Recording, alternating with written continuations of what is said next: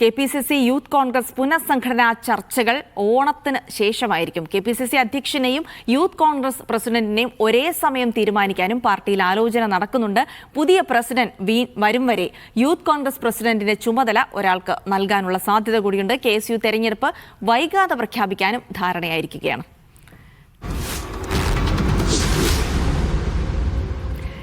വിജിൻ വായന്തോട് വിവരങ്ങൾ നൽകും. വിജിൻ, അങ്ങനെ സംഘടനാ തലത്തിൽ ഒരു അഴിച്ചുപണിയും പുതിയ അധ്യക്ഷന്മാരെ നിയമിക്കേണ്ടതുമൊക്കെ കോൺഗ്രസിന് വലിയൊരു ഭാരിച്ച ഉത്തരവാദിത്തമാണ്. അതിലേക്ക് ഒറ്റ പേരിൽ എത്തുക എന്നുള്ള പറയുന്നതൊക്കെ വലിയ തരത്തിലുള്ള കോൺഗ്രസ് ഒരു വലിയ വെല്ലുവിളി നേരിടേണ്ട ഒരു പ്രശ്നം കൂടിയാണ്. അതിനപ്പുറത്തേക്ക് എന്തായാലും ഓണം വരെ കാത്തിരുന്ന ശേഷം ആ ചർച്ചകളിലേക്കൊക്കെ കടക്കാനാണ് തീരുമാനമെന്ന് അറിയുന്നുണ്ട്. അപ്പോൾ നിലവിൽ തന്നെ ആ പേര് നിർദ്ദേശവും അല്ലെങ്കിൽ തൽപര കക്ഷികളൊക്കെ രംഗത്തിറങ്ങി തുടങ്ങിയിട്ടുണ്ടോ?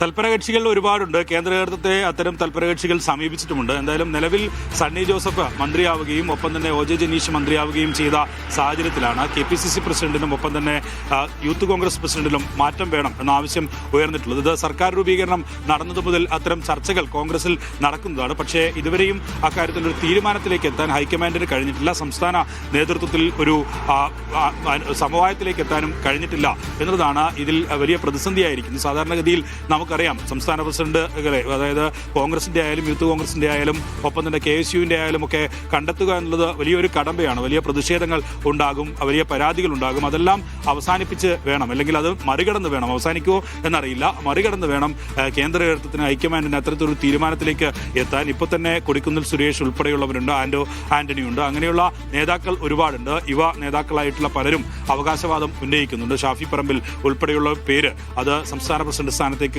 കൊണ്ടുവരണം എന്നുള്ള ഒരു ആവശ്യമൊക്കെ ഉയർന്നു കഴിഞ്ഞിട്ടുണ്ട്. അങ്ങനെ ഈ യൂത്ത് കോൺഗ്രസിന്റെ കാര്യത്തിലും അതേ തരത്തിലുള്ള ആവശ്യം പലതരത്തിൽ ഉയർന്നിട്ടുണ്ട്. OJ ജനീഷ് സംസ്ഥാന പ്രസിഡന്റായി പെട്ടെന്ന് എത്തിയതാണ്. നിലവിൽ OJ ജനീഷിന്റെ പേര് ആദ്യഘട്ടത്തിൽ ഒന്നും കേട്ടിരുന്നില്ല. അബിൻ വർക്കിയെ പ്രസിഡന്റാക്കണം എന്നുള്ള അഭിപ്രായമൊക്കെ ഉയർന്ന ശേഷം അവിടുന്ന് കേന്ദ്ര നേതൃത്വത്തിൽ നിന്ന് വന്നൊരു നിർദ്ദേശത്തിന്റെ ഭാഗമായിട്ടാണ് നിലവിൽ രാഹുൽ മാങ്കൂട്ടത്തിൽ യൂത്ത് കോൺഗ്രസ് അധ്യക്ഷ സ്ഥാനം രാജിവെച്ചു.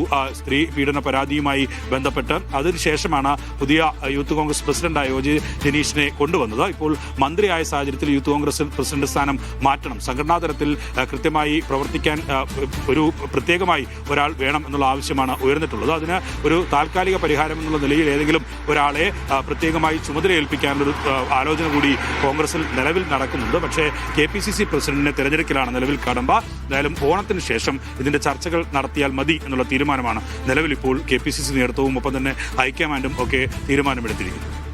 ശരി വിജയൻ, എന്തായാലും ഓണം കഴിഞ്ഞിട്ട് മതി ഓണത്തല്ല എന്നുള്ള തീരുമാനത്തിലേക്കാണ് ഹൈക്കമാൻഡ് എത്തിച്ചേർന്നിരിക്കുന്നത്.